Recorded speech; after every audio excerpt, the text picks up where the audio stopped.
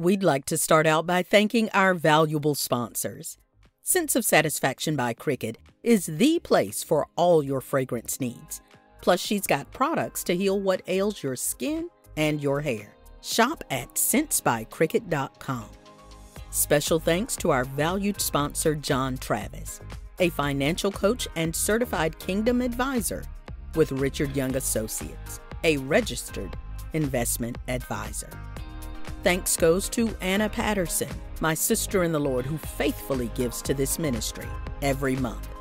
And to our newest sponsor, LaToya Gerard of Preach the Word Worldwide Network. She is a valued sponsor and a major encourager regarding this ministry. We need and would love to have you as a sponsor. Absolutely no gift is too small. Please note the info regarding giving throughout and at the end of the show, and help us spread these testimonies around the world. Please note that the views and opinions expressed on this show are not necessarily the viewpoints of our sponsors.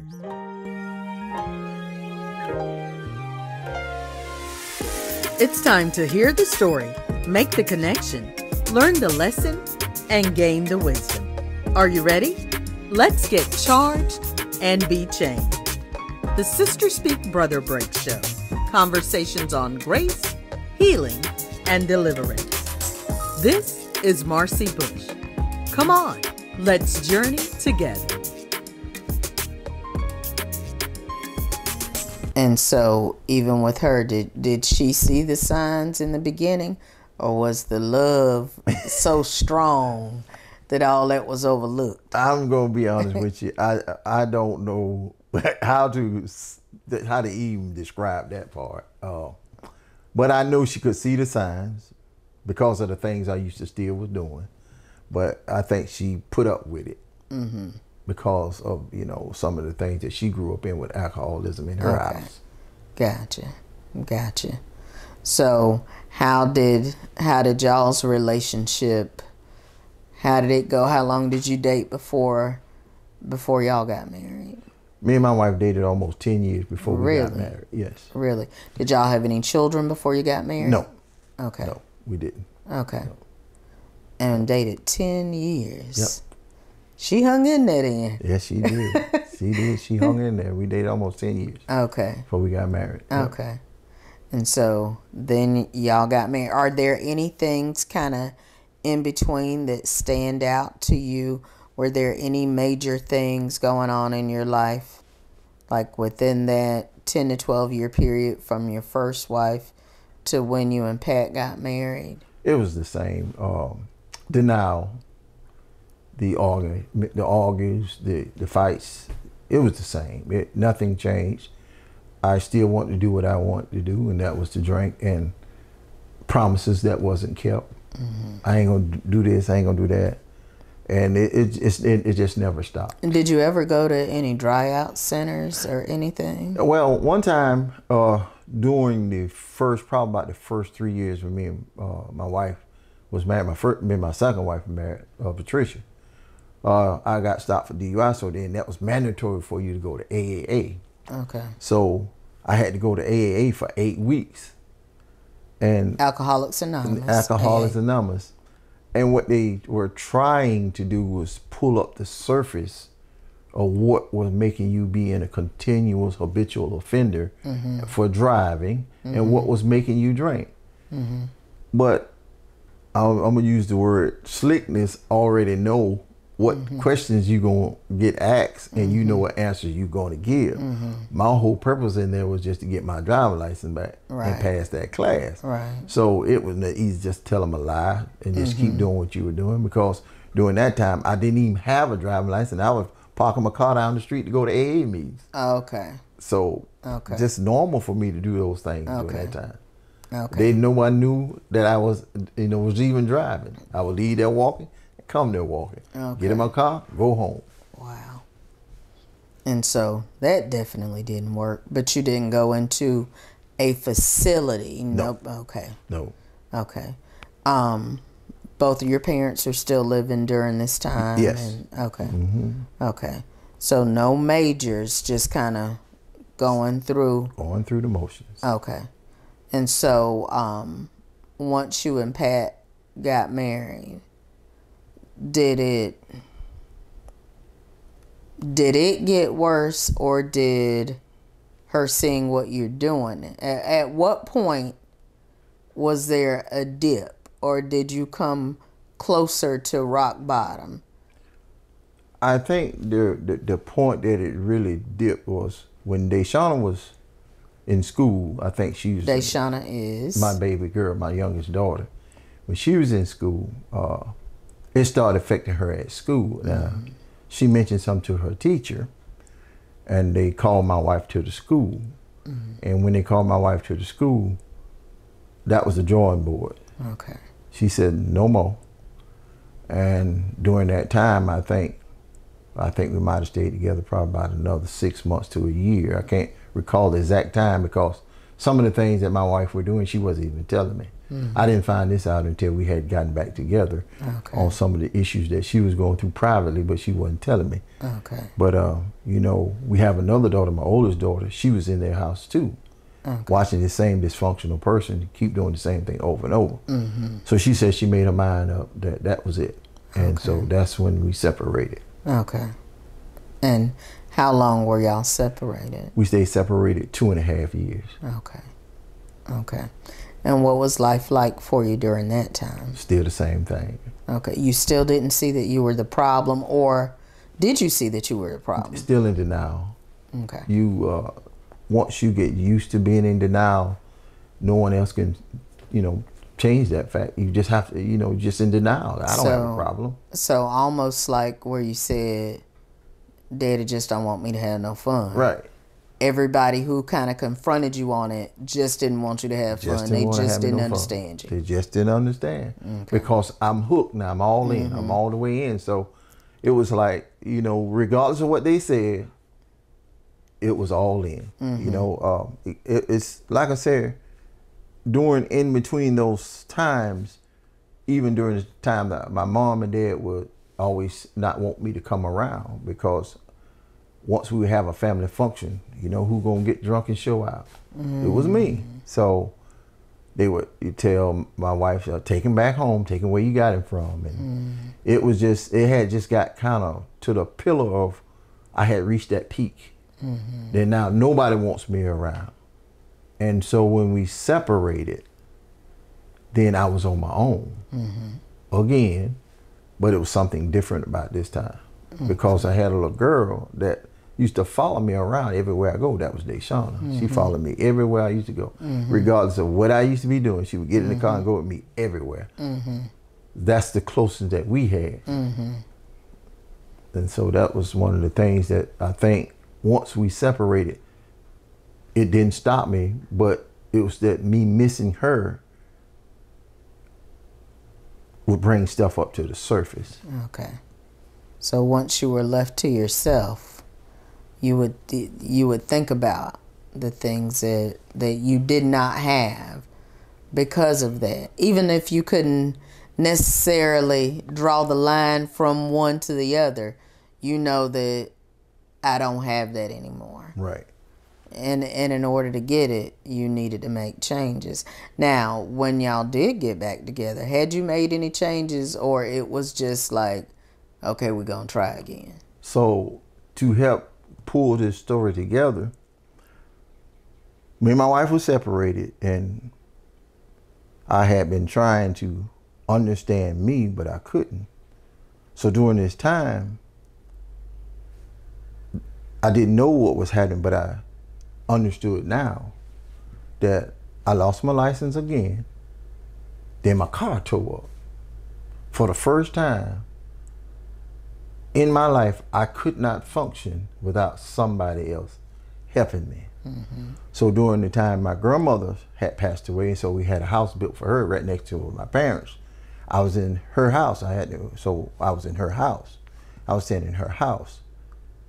So like I said, I ignored everything, the signs, but I still had this little girl that was real close to me. That was my baby, and I said that. And I was always wondering what she would be doing, but not knowing what was about to happen. happened. So me and my wife went to see Bishop Hezekiah Presley on how to raise Deshauna separately. And when we went to see him, he told my wife, he says, the Lord says that you don't know who this man is for what he's about to do in his life. Now, I went to see him. I was high, drinking, drunk, just about. Didn't even understand what he was saying, but just went to see for her, trying to get her back, what he had to say. So when he told my wife that, we went home, and it was like, here we go again. So I was left to my own devices. I had to fend for myself. So about a month and a half later, right on my birthday, I went out with some friends, and I got blitzed. I got so drunk, and they had to take me in the house. And during this segment, when they took me in the house, I laid down and got in the bed, and I went into this dream. I started dreaming about, I was standing before a judge. And when I was standing before a judge, Deshauna was standing inside my leg, pulling on my pants leg. And she kept calling my name, Daddy, Daddy, Daddy. And I could not, I tried to look at her, but I couldn't. Inside of this dream, and watching myself, and I was looking at me like I was standing right in front of this picture. That's the night the Lord showed up. Okay. Told me to get up.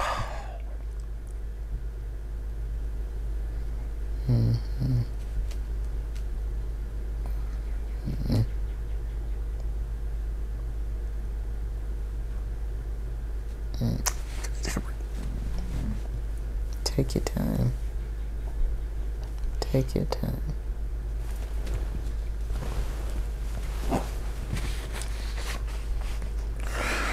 Take your time.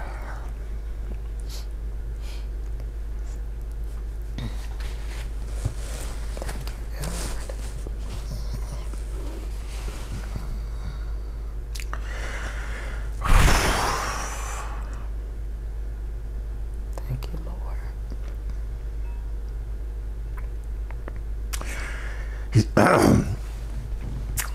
He told me to get up and clean his house up.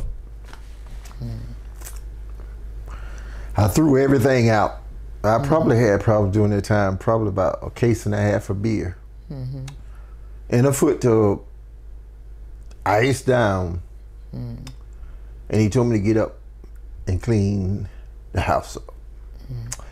I put the beer outside the door. I mopped every room in the house. Took everything out the refrigerator. Then he told me to go back to sleep. The very next morning, my mother was sitting on the porch.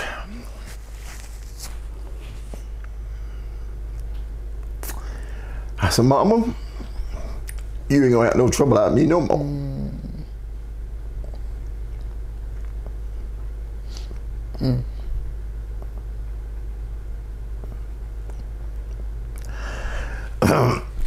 She said, what, boy? I said, you ain't gonna never have no trouble out of me no more. She said, what you talking about? I said, an angel of the Lord showed up last night and told me I couldn't drink no more. She said, stop playing. I said, Mama, I ain't playing.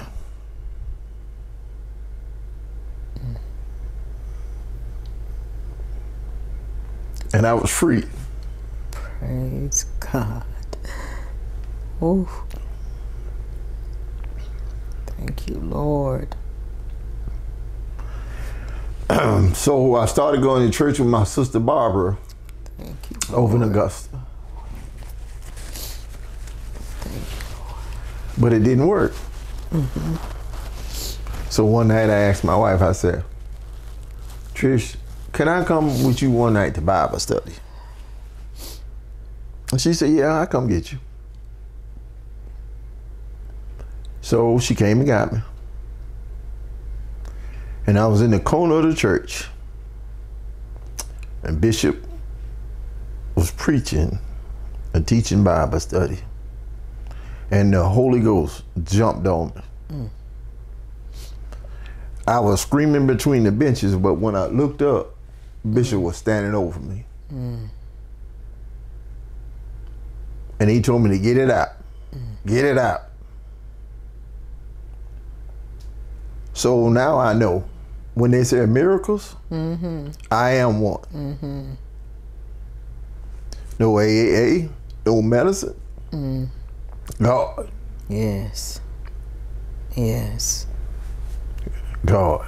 Didn't never have another desire to drink anymore. Didn't even want to even smell it. Started going to church. Bishop, he started pouring into me. Started asking questions. He would always give you the answer you needed. And my life was changed forever. Yes.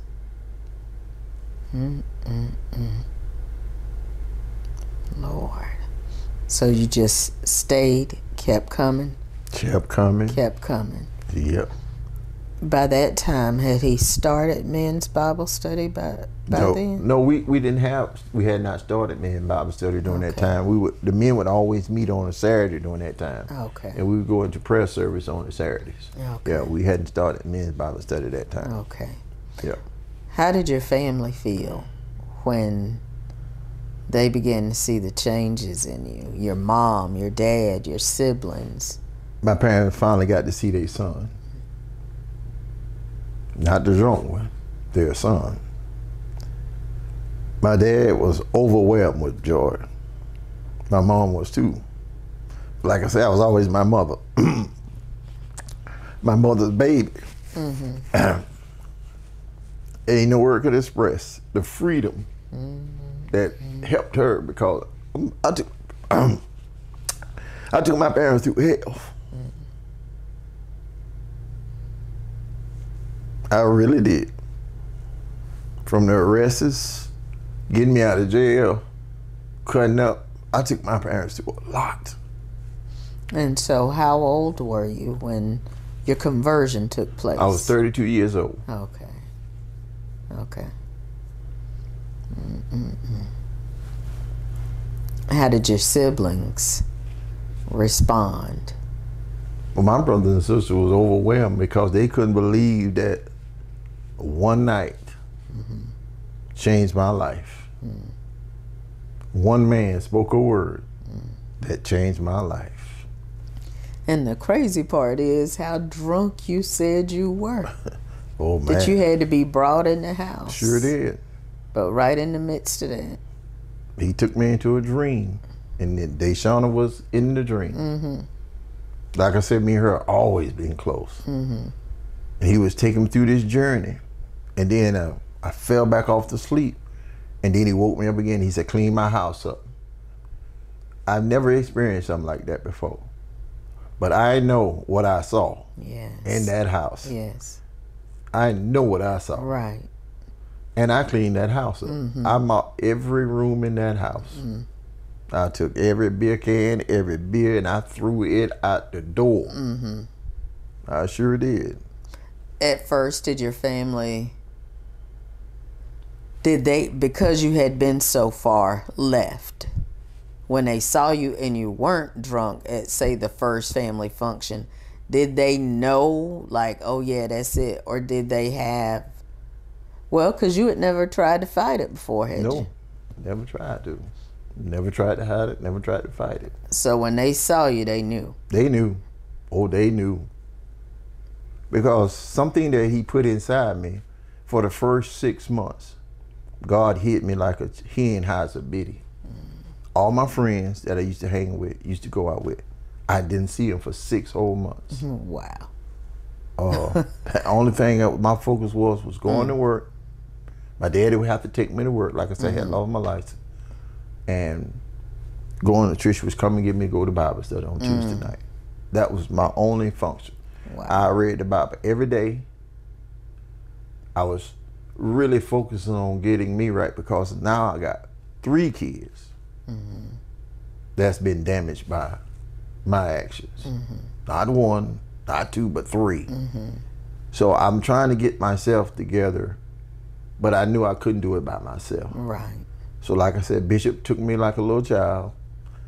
Some things I didn't understand sometimes when he was said, but he used to always tell me, trust me, just wait. Just wait. It's gonna happen. It's gonna happen. And that kept me going. And it was like every time I would go just to go to Bible study, it got brighter and brighter and brighter. And now I'm going to go to church on Sundays. So everything escalated, and I started getting closer to God through him. He teaching me my downfalls. Told me not to be ashamed of some of the things I've done, but I'm going to have to go through it. Not to run, don't turn back. Because what God got for me, he got for me. Right. And in my early part of my days, there's no other person I can really say, but Bishop understood what I was going through. I mean, I can't take nothing from my parents. My parents knew I was going through, but I didn't understand. But his words start pulling stuff together to let me know I couldn't get out of it by myself. I couldn't do it by myself. It took a higher power to get me completely out of it. Yes. And so that was the most amazing thing. That's why I said and how did your children respond? Well, it took them a while. Okay. It took them a while. I'm not trying to sugarcoat it. It took them a while. Okay. But see, Deshauna was little. I think she was 3 or 4. But by her being so little, it was just, she was glad to have her daddy back. Camilla, I think, was 10 in that generation, 10, 11, 12, something like that way. And she didn't understand it at first, because she felt like mama just going back with this man. So there never was a fight between me and her about that. But yet and still, I knew the one really got the scar was my oldest son. He really got scarred by it. And to this day, sometimes I can tell some of the scars, but I don't let it stop me. Right. I'm still going to be his father. Regardless of what he said, it don't bother me. Right. Right. Because that ain't me no more. You're right. Yeah. And time, so often it's just that time has to transpire, and they continue to see the consistency, continue to see the love, continue to see, because I know there are times when people may not even knowing it, but almost like relationship sabotage. Let me see if they gonna turn back, because I don't know if I can trust this. And you can tell, because some of your own siblings at times would say certain things and not knowing what they were saying, and they didn't understand it. But in my early part, they used to say certain things, but it wasn't saying that they were gonna see how long it was gonna last. But it was heading to that direction. But I never let it stop me, because I know what I had inside me by this time. Yes. I knew what was inside of me. Yes. So, I know that eventually, so when did you and Pat get back together? We got back together. I not necessarily when, but how long after your conversion? I think during the time, I think Minister Sanders, Troy Sanders, came to the church one night, and he started talking about certain things that the devil had a grip on people, and that we have to let that go and make the right decisions. And I used to always say, well, Trish, I don't drink no more. When we gonna get back together? When we gonna get back together? And she would never give me no answer. So I think it was probably 6 to 8 months before we really started talking about getting back together, because during this time, like I said, Deshauna was always my baby. And I think that would kind of push her toward the decision. So I can say probably about 9 months before we decided to get back together. So 9 months. You and Pat got back together, you said probably 9 months after you were converted. And so then Quantez. Yes. When was he born? He was born 9 months later after we got back together. Okay. Okay. Yep. And so for those who don't know Quantez, tell us about him. Quantez was my youngest child. He was born with a disability called Pallister-Killian syndrome, where you have more O chromosomes than you have X. So he had a challenge when he came in this world. Yes, he did. Okay. And so he wasn't able to walk, talk, stand. He was 100% dependent on me and his mother. Okay. Yes. Okay. And the Lord blessed him with some good parents. Yes, he did. Quantez was a type baby. Quantez had his own way of communicating. Oh, yes, he did. Me and his mom knew because we was real sensitive. Quantez, when he didn't want something, he would let you know he didn't want it. You couldn't feed him. Close his mouth, you give him something right here, throw it on the floor. Okay. But Quantez taught me patience. He taught me how to be patient. Then it also taught me that when you don't want to do something and yet you have to get up and do it. He also taught me how I did, I just couldn't wait, because sometimes Quantez, when he go on these spells where he wouldn't sleep, he'll stay up all night long. When I'm talking about all night, he would stay up all night long. Me and Trish would be on work the day shift. So what we would do, we would take shifts. She'll stay up till 2 or 3 o'clock in the morning. Okay. I get up and watch him. And as soon as we get ready to go to work, he would go to sleep. He would go to sleep and sleep all day. You couldn't wake him up then. Wow. So the next night we would do the same regiment, Then I got a job where I had to go on second shift. And I felt for my wife. Oh, did I feel for her, because she had to stay up with him all night long, then go to work. And so as time progressed, he got better. But even until the time until when he passed, he would have them nights he just didn't want to go to sleep. Okay. And he wouldn't go either. Okay. He would not go. And now, how old was he when he passed away? He was 23. Okay. Okay. Yeah. And I know that was Deshauna's baby too. Oh yes. Boy, she would have Quantez on her hip. She sure did.